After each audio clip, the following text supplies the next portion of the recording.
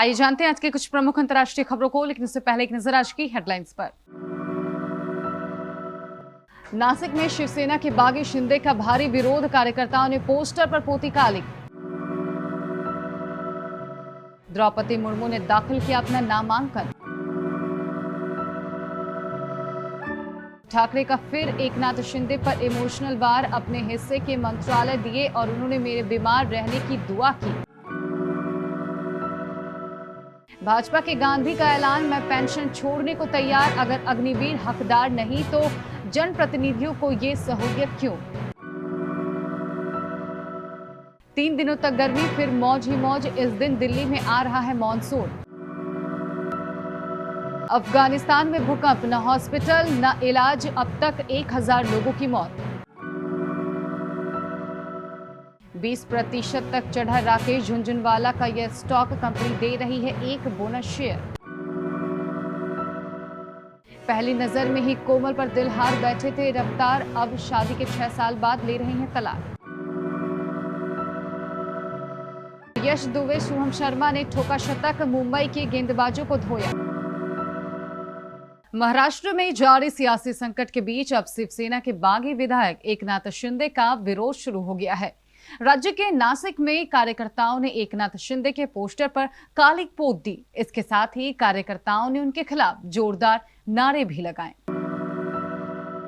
Bharatiya Janata party के नेतृत्व वाली एनडीए उम्मीदवार द्रौपदी मुर्मू ने आज राष्ट्रपति पद के चुनाव के लिए नामांकन दाखिल किया।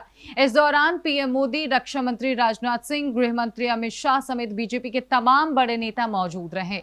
द्रौपदी मुर्मू के नामांकन में प्रधानमंत्री नरेंद्र मोदी प्रस्तावक और राजनाथ सिंह ने अनुमोदक की भूमिका निभाई। द्रौपदी मुर्मू के नाम के दौरान बीजेपी समेत पूरा एनडीए एकजुट नजर आया। इस अवसर पर बीजेपी शासित प्रदेशों के मुख्यमंत्री भी द्रौपदी मुर्मू के नामांकन में शामिल होने के लिए पहुंचे।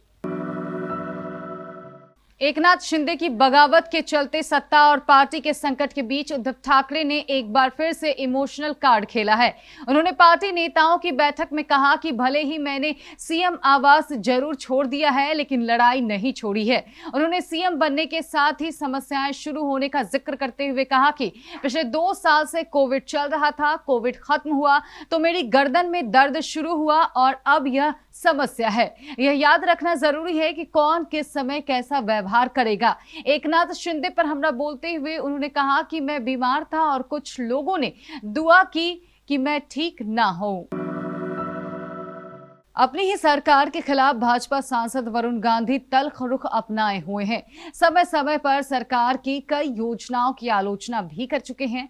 हाल ही में सरकार की अग्निपथ योजना पर भी उन्होंने सवाल उठाए थे। इस क्रम में शुक्रवार को भाजपा सांसद वरुण गांधी ने बड़ा ऐलान कर दिया। उन्होंने कहा कि राष्ट्रीय रक्षकों को पेंशन का अधिकार नहीं है तो मैं भी खुद की पेंशन छोड़ने को तैयार हूं। गांधी ने सवाल किया कि क्या हम विधायक व सांसद अपनी पेंशन छोड़कर यह नहीं सुनिश्चित कर सकते हैं कि अग्निवीरों को पेंशन मिले। राष्ट्रीय राजधानी दिल्ली में बहुत दिनों से लोग मानसून का इंतजार कर रहे हैं। भीषण गर्मी का कहर झेल चुके दिल्लीवासी मानसून के आने की तारीख जानने के लिए काफी उत्सुक है। ऐसे में अब उन्हें ज्यादा इंतजार नहीं करना पड़ेगा। 3 दिन के बाद दिल्ली वासियों को खुशखबरी मिल सकती है। दरअसल मौसम विभाग ने अनुमान जताया है कि 27 जून को दिल्ली में मानसून की दस्तक होगी। इसके बाद झमाझम बारिश का दौर शुरू हो जाएगा। अफगानिस्तान में मंगलवार और बुधवार की दरमियानी रात आए भूकंप में मरने वालों की संख्या 1000 से ज्यादा हो चुकी है। दशकों से युद्ध और हिंसक संघर्ष झेल रहे अफगानिस्तान के लिए भूकंप काफी भयावह साबित होता दिख रहा है। इसकी एक बानगी उन अस्पतालों में नजर आ रही है जहां इस भूकंप में घायल हुए लोग पहुंच रहे हैं। पूर्वी अफगानिस्तान के प्रवक्ता प्रांत में स्थित एक क्लिनिक के कर्मचारी मोहम्मद गुल ने बताया कि सुबह से 500 घायल आए हैं, जिसमें से 200 मर चुके हैं।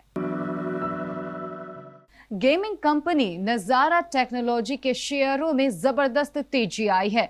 नजारा टेक्नोलॉजी के शेयर शुक्रवार को करीब 20% की तेजी के साथ 623 रुपए पर पहुंच गए। दिग्गज इन्वेस्टर राकेश झुनझुनवाला के पास भी नजारा टेक्नोलॉजी के शेयर हैं। कंपनी में झुनझुनवाला की बड़ी हिस्सेदारी है। नजारा टेक्नोलॉजी के शेयरों में यह तेजी बोनस इश्यू की डेट पर आए हैं। नजारा टेक्नोलॉजी के शेयरों में इस साल अब तक करीब 74% की गिरावट आई है। मशहूर रैपर रफ्तार उर्फ दिलीप नायर और उनकी पत्नी कोमल शादी के 6 साल बाद तलाक ले रहे हैं। दोनों काफी समय से अलग रह रहे हैं और अब ऑफिशियली अलग होने के लिए तैयार हैं। रिपोर्ट के अनुसार दोनों ने 2020 में ही तलाक के लिए अर्जी दे दी थी, लेकिन कोरोना महामारी के चलते उनका तलाक नहीं हो पाया। रिपोर्ट के मुताबिक दोनों के बीच शादी के कुछ समय बाद से ही परेशानियां शुरू हो गई थी। अब दोनों ही अपने जीवन में आगे बढ़ चुके हैं और तलाक ले रहे हैं। रणजी ट्रॉफी का फाइनल मध्य प्रदेश और मुंबई के बीच खेला जा रहा है। फाइनल मुकाबले में मध्य प्रदेश के बल्लेबाजी को मुंबई के गेंदबाजों को तोड़कर रख दिया है। बेंगलुरु के एम चिन्नास्वामी स्टेडियम में खेले जा रहे इस मुकाबले में यश दुबे के बाद शुभम शर्मा ने भी शतक जड़ दिया है। दोनों खिलाड़ियों के बीच 200 से अधिक रन की साझेदारी हो गई है। मध्य प्रदेश अब मुंबई से 110 रन पीछे है। यश दुबे, शुभम शर्मा टिक कर खेल रहे हैं और मुंबई की गेंदबाजी पर हावी नजर आ रहे हैं।